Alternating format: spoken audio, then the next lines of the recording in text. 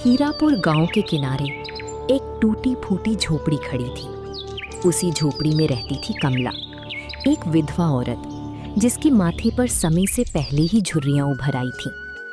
उसी झोपड़ी में उसके साथ उसका 7 साल का बेटा और बूढ़ी सास रहते थे।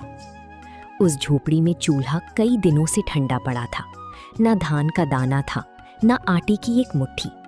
राशन बस एक खाली मटका जिसमें कई दिनों से पानी तक सही से नहीं भरा गया था। अम्मा, अम्मा कब खाना दोगी? पेट में बहुत दर्द हो रहा है, भूख नहीं सहा जाता। दूसरों के बच्चे तो दाल रोटी खाते हैं, मैं ही हर रोज खाली पेट सोता हूँ।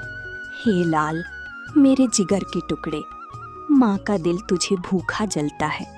तेरी आंखों के आंसू मुझे काटते हैं। सुन बेटा, तेरी माँ कमजोर नहीं, तू हिम्मत रख बेटा। आज अगर भूखा सोना पड़ा तो क्या, कल तेरा पेट जरूर भरूंगी। बस आज सब्र कर ले। तभी झोपड़ी के कोने में बिस्तर पर कमला की बूढ़ी सास खांसते हुए बोली, कब तक यूं ही आंसू बहाएगी? घर में ना अनाज है ना लकड़ी, तेरे सिर पर पति का साया भी नहीं रहा। मैं बूढ़ी और बेबस हूँ, मेरी सांसें भी बस गिनते की रह गई हैं। सोच, अब तू अकेली औरत कब तक सब कुछ संभालेगी? माँ जी, लोग क्या कहते हैं इससे फर्क नहीं पड़ता। फर्क इससे पड़ता है कि भगवान अभी भी मुझे क्यों परख रहा है।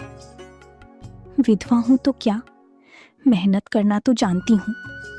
अगर चाहूं तो हाथ फैला दूं, कोई ना कोई दाना दे देगा। मगर क्या मैं अपने बेटे को भीख का कौर खिलाऊंगी? नहीं, जब तक जान है तब तक मेहनत करूंगी। दूसरे दिन सुबह को गांव के चौपाल पर पीपल के नीचे बैठे कुछ गांव वाले आपस में बात कर रहे थे। अरे सुना तुमने?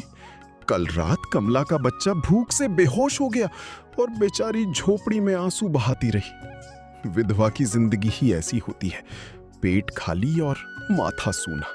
सही कह रहे हो।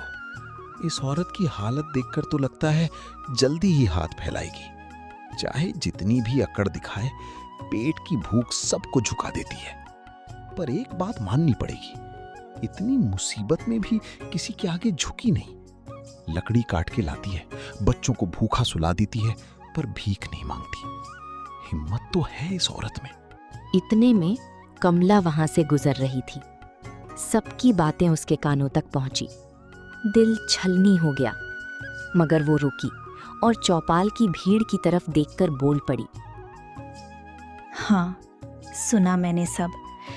तुम सब कहते हो कमला भूख से टूटी हुई है, कमला हाथ फैलाएगी। पर सुन लो, जब तक मेरी सांसें हैं मैं किसी से भीख नहीं मांगूंगी। अगर भगवान ने मुझे अकेला छोड़ा है तो वही मेरा सहारा बनेगा। तुम लोग हंसो, ताने मारो, मगर याद रखना, जिस दिन मेरी झोपड़ी में दिया जलेगा उस दिन। भीड़ खामोश हो गई। कुछ को शर्म आई, कुछ के दिल में चुपचाप जलन उठी। कमला घर लौटी। उसका बेटा आंगन में बैठा मिट्टी से खेल रहा था।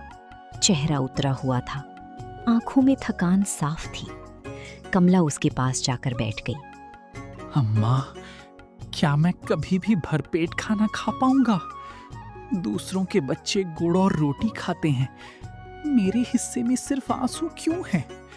क्या भगवान ने हमें भुला दिया है? कमला की आंखें झलक पड़ी। उसने दृढ़ स्वर में अपने आप से कहा, आज चाहे जान निकल जाए, लेकिन खाली हाथ घर नहीं लौटूंगी। जंगल जाऊंगी, लकड़ी काट लाऊंगी, शायद वहीं से कोई सहारा मिल जाए।